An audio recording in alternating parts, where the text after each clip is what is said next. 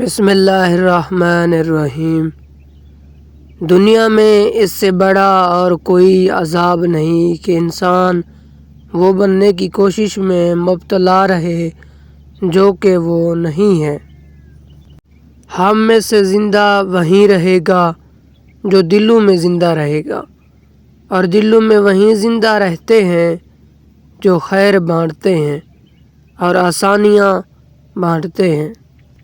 ایسے شخص کی حالت پر نہایت افسوس ہوتا ہے جو قرآن اور حدیث پڑھ کر بھی جان اور مال کی محبت رکھے۔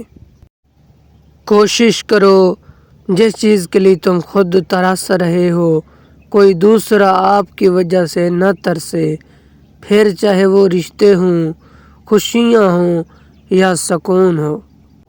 جب دعا اور کوشش سے بات نہ بنے تو فیصلہ اللہ پر چھوڑ دو۔ اللہ اپنے بندوں کے بارے میں بہتر فیصلہ کرنے والا ہے۔ بے شک اگر اللہ نے وہ لے لیا جسے کھونے کا تم تصور بھی نہیں کر سکتے تھے تو یقیناً وہ کچھ ایسا بھی دے گا جسے پانے کا تم نے سوچا بھی نہ ہوگا۔ آدمی تو گزر گیا، چلا گیا، لیکن اپنی یادیں چھوڑ جاتا ہے، اور کبھی یوں بھی ہوتا ہے کہ وہ زندگی میں اتنا کچھ نہیں تھا چلے جانے کے بعد جتنا کچھ ہو گیا۔ شدید دکھ ہوتا ہے جب ہم کسی پر اندھوں کی طرح اعتماد کریں اور وہ ثابت کر دے کہ ہم واقعی اندھے ہیں۔ مجھے ان لوگوں کی پرواہ نہیں جو میرے دشمن ہیں، محتاط ان لوگوں سے رہتا ہوں جو میرے ساتھ ہوتے ہیں، ذہن میں بغض اور نفرت رکھتے ہیں۔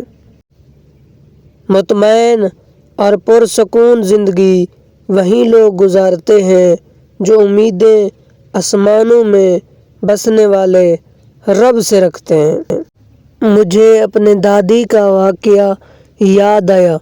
وہ بچپن میں ہی ہمیں کہا کرتی تھی کہ آپ مٹھی کو جتنا کس کر بند کریں اس میں اتنا ہی کم چیز آتی ہے، اگر مٹھی ڈھیلا بند کریں تو اس میں زیادہ آئے گا۔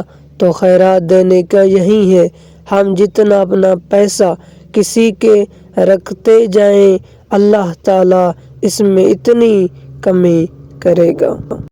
انسان کے دل میں خدا کی مہربانی سے ایک ایسا تار ضرور موجود ہے کہ وہ لوٹ کر خدا کی طرف ضرور آتا ہے، چاہے وہ کسی بھی روپ میں آئے۔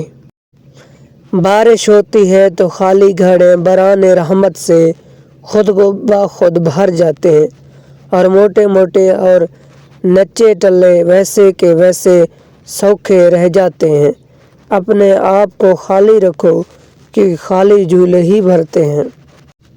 جس چھاؤں سے عزت نفس زخمی ہو اس چھاؤں سے دھوپ ہی بہتر ہے۔